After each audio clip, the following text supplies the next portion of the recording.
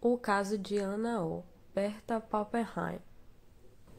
Hoje já sabemos seu nome verdadeiro, Berta Pappenheim. Mora em Viena e tinha na época 21 anos. Era portadora de uma hereditariedade neuropática moderadamente grave. Algumas psicoses haviam acontecido com parentes distantes, mas seus pais eram normais nesse aspecto. Durante seu crescimento, Anna sempre foi saudável e não dava sinais de neuroses. Era bastante inteligente, não se deixava levar por meras sugestões e tinha um senso crítico e intelectual muito notável. Falava 4 idiomas: alemão, inglês, francês e italiano. Uma jovem bondosa e que considerava o bem-estar das pessoas, cuidando dos pobres e enfermos, o que satisfazia a um poderoso instinto presente em Anna, uma moça atraente que nunca tivera nenhum relacionamento romântico e, segundo Breuer, não teria desenvolvido nenhuma noção de sexualidade. Seus status de espírito seguiam uma tendência de exageros. Ora estava muito alegre, ora era tomada por uma grande tristeza. Alterações de humor eram sempre recorrentes. Sua família judia ortodoxa, rica, bem relacionada e integrada na cultura alemã, tinha um irmão alguns meses mais velho. Sua relação com a mãe era descrita como muito difícil e com o pai havia um apego mútuo e muito forte. Anna embelezava a vida com seus devaneios secretos, os quais ela chamava de teatro particular, o que provavelmente influenciou de maneira decisiva em direção à doença. Era muito comum que, quando todos pensavam que ela estava prestando atenção, Anna estava se imaginando em um conto de fadas. Em julho de 1880, o pai de Anna, a quem ela tinha uma grande afeição, adoeceu com uma infecção no peito que o deixou acamado. Durante os primeiros meses da doença do pai, Anna se dedicou inteiramente a ele, dividindo o cuidado com a sua mãe. Anna deixou sua própria saúde de lado, ficava sem comer, teve aversão a alimentos, desenvolvendo assim uma anemia. Anna passava as noites ao lado da cama do pai, às tardes descansava em um estado de transe no seu próprio quarto. Foi ficando cada vez mais fraca e debilitada, interrompendo seus deveres como cuidadora do pai. Em novembro de 1880, quando Anna desenvolveu uma tosse severa, logo a mãe a proibiu de entrar no quarto do pai e acionou o Dr. Breuer para examiná-la. Anna apresentou necessidade de repouso durante a tarde, que continuava ao anoitecer em um estado semelhante ao sono, e a seguir era tomada por uma condição intensa de excitação. A vida monótona influenciou diretamente na necessidade por um mundo imaginário de conto de fadas, o que pode ter sido a causa dos primeiros sintomas de Anna, originando uma doença, que piorou gradativamente com a morte de seu pai.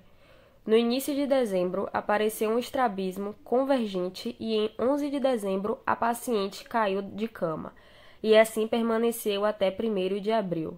Surgiu uma rápida sucessão, uma série de perturbações graves que eram aparentemente novas: dor de cabeça occipital esquerda, estrabismo convergente, diplopia, queixas de que as paredes do quarto pareciam estar vindo abaixo, afecção do nervo oblíquo, perturbações da visão difíceis de ser analisadas, paresia dos músculos anteriores do pescoço, contratura e anestesia da extremidade superior direita e, depois de certo tempo, da extremidade inferior direita.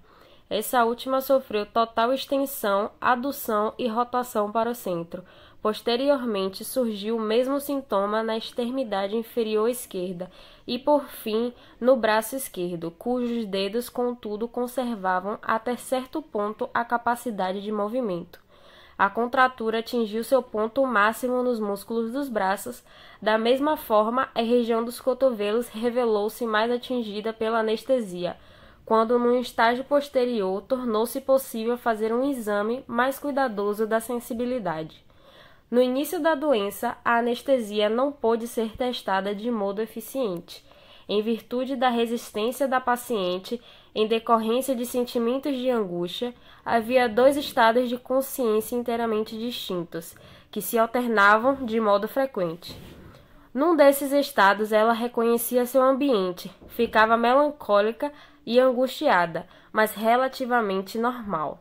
No outro, tinha alucinações e ficava travessa, isto é, agressiva, e jogava almofada nas pessoas, tanto quanto os permitiam as contraturas.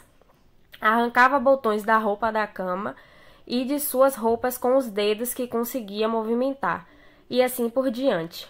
Haveria modificações muitíssimo rápidas de humor que levavam a uma fase de animação intensa, mas bastante passageira. E em outras ocasiões havia uma angústia acentuada, uma oposição tenaz a qualquer esforço terapêutico, e alucinações assustadoras com cobras negras, que eram a maneira como Ana via seus cabelos, fitas e coisas semelhantes. Ao mesmo tempo, ficava dizendo a si mesma para deixar de ser tão tola, o que na verdade viam era apenas seus cabelos e etc. Em certo momento, quando sua mente estava inteiramente lúcida, queixava-se da profunda escuridão na cabeça, de não conseguir pensar, de ficar cega e surda, de ter dois eus, um real e um mal, que a forçava a comportar-se mal e assim por diante. Às tardes caía num estado de sonolência que durava até cerca de 1 hora depois do pôr do sol. Então despertava e se queixava de que algo a estava atormentando, ou melhor, ficava a repetir na forma impessoal, atormentando, atormentando. E isso porque, paralelamente ao desenvolvimento das contraturas, surgiu uma profunda desorganização funcional da fala. A princípio, ficou claro que ela sentia dificuldade de encontrar as palavras, e essa dificuldade foi aumentando de maneira gradativa. Posteriormente, ela perdeu o domínio da gramática e da síntese, mas não mais conjugava verbos e acabou por empregar apenas os infinitivos, em sua maioria formados incorretamente a partir dos particípios passados, e omitia tanto o artigo definido quanto o indefinido. Com o passar do tempo, ficou quase totalmente desprovida de palavras. Juntava-as penosamente a partir de 4 ou 5 idiomas e tornou-se quase inteligível. Quando tentava escrever, empregava o mesmo jargão. Durante 2 semanas, emudeceu por completo e, apesar de envidar grandes e contínuos esforços, foi incapaz de emitir uma única sílaba. E então, pela primeira vez, o mecanismo psíquico do distúrbio ficou claro. Em março de 1881, a parafasia regrediu, mas daí por diante ela passou a falar apenas inglês, só que aparentemente sem saber que o estava fazendo. Tinha discussões com a enfermeira que não conseguia entendê-la. Ela própria ainda compreendia as pessoas a seu redor que falavam alemão. Só em momentos de extrema ansiedade é que sua capacidade de falar a abandonava por completo. Ou então ela utilizava uma mistura de línguas, às vezes quando se encontrava em seu melhor estado e com a máxima liberdade, falava francês e italiano. Havia uma amnésia total entre essas ocasiões e aquelas em que falava inglês. Breuer passou então a analisar as dificuldades da sua fala e sua primeira interpretação foi vincular o silêncio a um sentimento de mágoa e raiva por algo que o pai dissera e que a ofenderá. Isso produziu uma melhora extraordinária em seus sintomas pseudoneurológicos e uma mudança no uso de linguagem. Também nessa época, seu estrabismo começou a diminuir e passou a se apresentar apenas nos momentos de grande excitação. Ela voltou a conseguir sustentar a cabeça e no 1º de abril levantou-se pela primeira vez. Porém, no dia 5 de abril morreu seu adorado pai e esse foi talvez o trauma psíquico mais grave que ela poderia ter experimentado. Uma violenta explosão de excitação foi acompanhada de um profundo estupor que durou cerca de 2 dias e do qual ela emergiu num estado acentuadamente modificado. No começo ficou muito mais tranquila e seus sentimentos de angústia tiveram uma redução considerável. A contratura do braço e pernas direitos persistiu, bem como a amnésia de ambos. Embora esta não fosse tão profunda, houve um alto grau de restrição do campo visual. Num buquê de flores que lhe proporcionou muito prazer, só pôde ver uma flor de cada vez. Queixa-se de não conseguir reconhecer as pessoas. Normalmente dizia, fora capaz de reconhecer os rostos sem ter de fazer nenhum esforço deliberado. Agora era obrigada a fazer um laborioso recondesign work. E tinha que dizer a si mesma: o nariz dessa pessoa é assim, e o cabelo é assim ou assado, de modo que deve ser fulano. Todas as pessoas que viam pareciam figuras de cera, sem qualquer ligação com ela. Achava muito aflitiva a presença de alguns de seus parentes próximos, e essa atitude negativa foi-se acentuando cada vez mais. Quando alguém a quem comumente via com prazer entrava no quarto, ela o reconhecia e ficava consciente das coisas por um curto espaço de tempo, mas logo mergulhava de novo em suas elucubrações e o visitante se apagava. Breuer era a única pessoa que ela sempre reconhecia. Após 10 dias subsequentes da morte do pai, quando Breuer teve que se ausentar, ao retornar encontrou a paciente muito pior. Ela ficará sem qualquer alimentação durante todo aquele tempo. Estava extremamente angustiada e, em suas absências alucinatórias, via figuras aterradoras, caveiras e esqueletos, e se comportava diante dessas coisas como se estivesse vivenciando e, em parte, as traduzia em palavras. As pessoas em torno dela ficaram amplamente cientes do conteúdo dessas alucinações. A ordem habitual das coisas era o estado sonolento à tarde, seguido após o pôr do sol pela hipnose profunda, para a qual ela inventou o nome técnico de clouds. Quando, durante a hipnose, ela conseguia narrar as alucinações que tivera no decorrer do dia, despertava com a mente desanuviada, calma e alegre. Apesar de sua euforia noturna, seu estado psíquico continuava a se deteriorar. Surgiram fortes impulsos suicidas e, por conta disso, foi transferida para uma casa de campo nas imediações de Viena, em 7 de junho de 1881. A mudança foi imediatamente seguida por 3 dias e 3 noites sem qualquer sono e sem alimento, por numerosas tentativas de suicídio. Entretanto, depois disso, ficou calma. Passou a deixar que a enfermeira alimentasse e chegou até tomar cloral à noite. Conforme o tempo passava, ficava clara a dependência de Anna O por Breuer. Os seus sintomas somente regrediam quando estava na presença do médico. 2 grandes exemplos disso foi quando Breuer precisou tirar férias em 2 períodos distintos.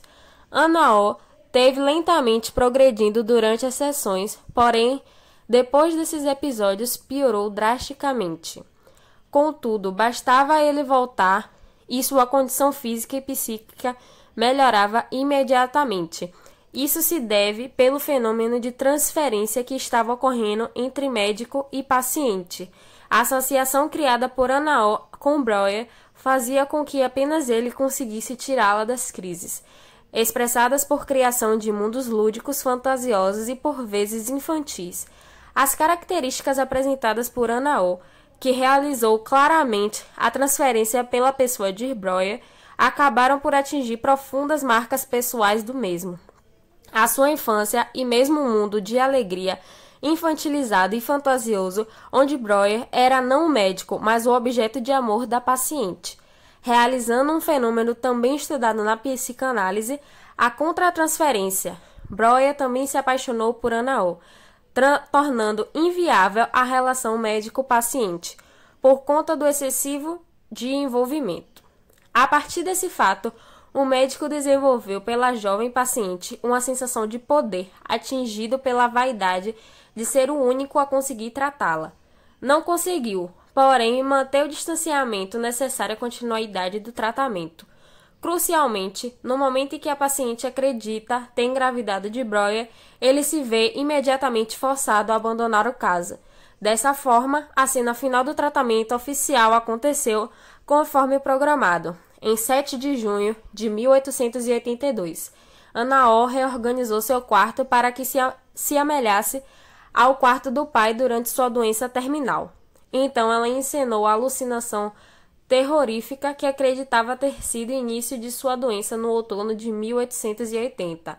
Sentada junto à cama dele, ela viu uma cobra negra vindo em direção ao pai para sua mão. Os dedos se transformaram em pequenas cobras com cabeça de morte nas extremidades. Quando a cobra desapareceu, ela estava aterrorizada e tentou rezar, mas sua linguagem falhou até ela lembrar alguns versos infantis em inglês que recitou. No dia seguinte a essa alucinação, um ramo torto da árvore a fez lembrar da cobra e seu braço direito logo se esticou rigidamente. Essa recordação explicava seus sintomas subsequentes de acordo com a nova teoria do trauma de Breuer e parecia confirmar seu conceito conjuntamente inspirado de catarse ou limpeza da chaminé. Depois de representar essa cena para Breuer, em 7 de junho de 1882, ela conseguiu falar novamente em alemão e ficou livre de suas inumeráveis perturbações. Este é o fim da história oficial, o segundo denouement descrito por Freud no verão de 1883. Ele contou a Jones e também em uma carta a Stefan Zweig, depois de atender Ana pela última vez. Breuer foi chamado novamente e a encontrou confusa e contorcendo-se com cólicas abdominais. Questionada sobre qual era o problema, ela respondeu: "Agora vai nascer o bebê do Dr. B." Freud comentou que naquele momento Breuer segurava uma chave na mão e a deixou cair. Devidamente aterrorizado, ele fugiu e deixou a paciente com um colega.